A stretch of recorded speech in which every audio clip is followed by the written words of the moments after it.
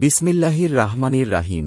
পরম করুণাময় অতি দয়ালু ওয়ায়ুকালা ইব্রাহিমু রাব্বিজ আল হাজ্জা বালাদান মিনাও ওয়ারজু কাহালাহু মিনাত সামারাতি মান মানা মিনহুম বিল্লাহি ওয়াল ইয়াউমিল আখিরিকা লা ওয়ামান কাফারা ফাইমাত্তি উহু কালিলান ছুম্মা আত্মার রুহুইলা আয়া বিন্নারি ওয়াবিক ছালমাসির।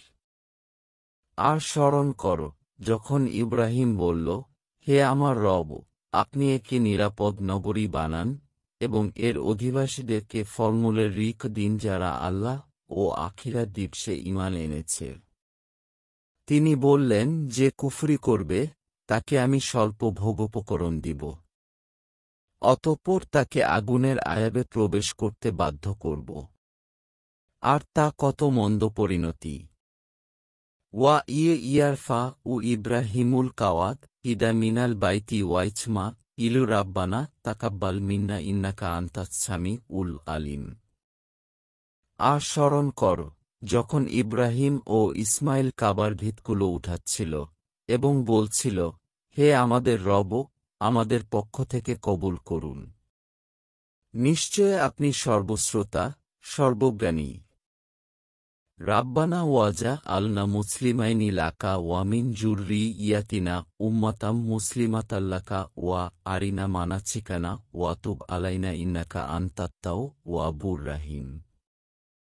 হে আমাদের রব, আমাদেরকে আপনার অনুগত করুন এবং আমাদের বংশধরের মধ্য থেকে আপনার অনুগত কওম বানান। আর আমাদেরকে আমাদের ইবাদাতের বিধিবিধান দেখিয়ে দিন এবং আমাদেরকে ক্ষমা করুন। নিশ্চয় আপনি ক্ষমাশীল, পরম দয়ালু। রাব্বানা ওয়াব আচফিহিম রাসুলাম মিনহুম ইয়াতলু আলাইহিম জাতিকা ওয়া ইউ আলিল মুহুমুল কিতাবা ওয়াল হিকমাতা ওয়াইলজাক্কিহিম ইন্নাকা আনতাল আজিজুল হাকিম।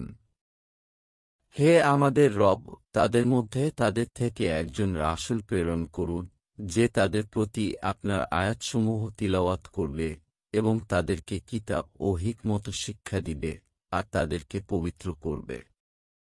নিশ্চয় আপনি পরাক্রমশালী, প্রজ্ঞাময়।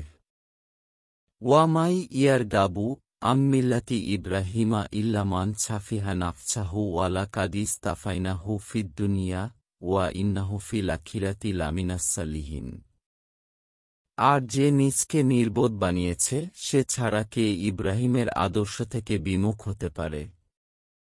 আর অবশ্যই আমি তাকে দুনিয়াতে বেছে নিয়েছি এবং নিশ্চয় সে আখিরাতে নেককারদের অন্তর্ভুক্ত থাকবে।